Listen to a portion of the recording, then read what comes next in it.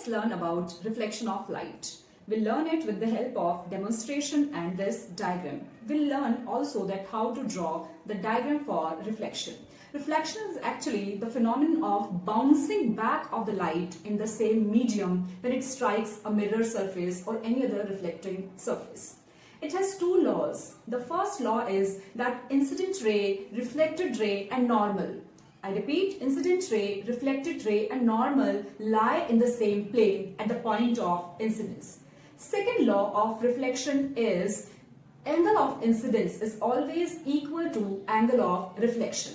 These laws of reflection are equally valid for all types of reflecting surfaces, including plane mirrors, concave mirror and convex mirror.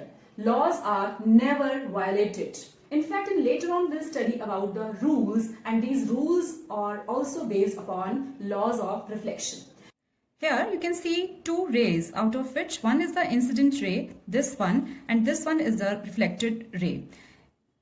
If I change the angle, here you can see I am changing the angle.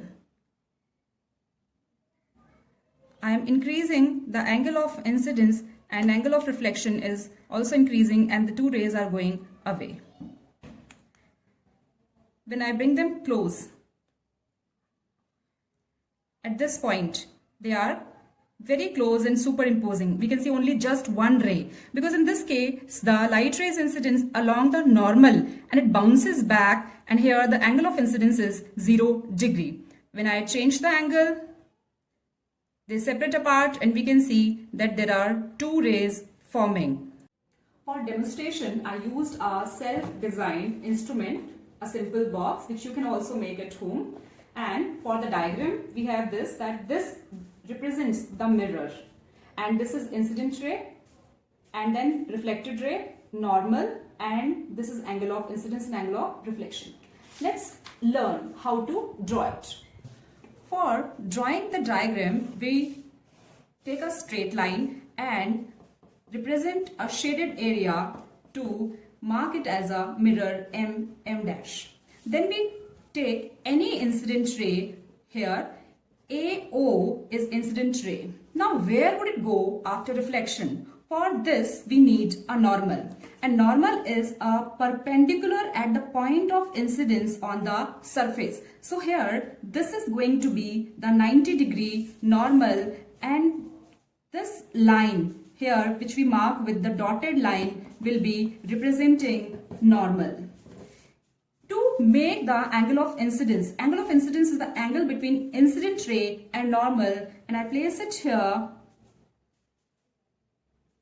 and then I see that angle of incidence is 48 degree. So here this is angle of incidence and this is 48 degree. Same angle should be marked here, because according to second law of reflection, angle I should be equal to angle R, and this is 40 and here it will be 48. So for this I mark it here, and this A dash will represent the reflected ray angle of reflection, which is necessarily equal to angle I.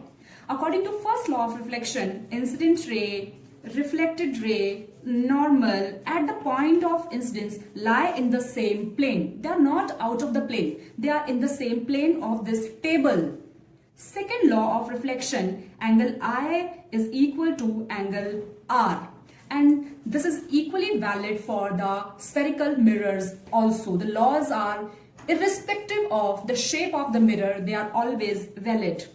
Now, if I see that here at this point, if any incident ray is falling along the normal here, then it will bounce back in the same medium. And in this case, the angle of incidence here will be 0 degree.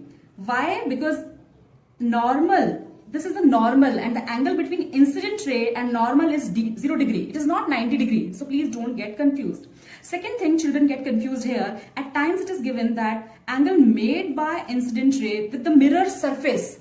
So if angle made by incident ray with the mirror surface is given, it is given this. If this angle is given as any of the angle, supposingly A, then angle of incidence will be 90 degree minus A, because this is angle of incidence, not this one. So please make sure you don't do these two errors. Thank you.